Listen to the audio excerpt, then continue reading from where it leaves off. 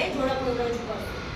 પૃથ્વી નીચે પ્લેટો કેવી, પૃથ્વી નીચે પ્લેટો કેવી, ધીરે ધીરે ફરતી જાય, ધીરે ધીરે ફરતી જાય, ગરમ મેઘમાના જોરે કે, ગરમ મેઘમાના જોરે કે, અલગ દિશામાં સરકી જાય, અલગ દિશામાં સરકી જાય, વર્ષે થોડા સેન્ટીમીટર, વર્ષે થોડા સેન્ટીમીટર, એની ગતિ તો ગણાય, એની ગતિ તો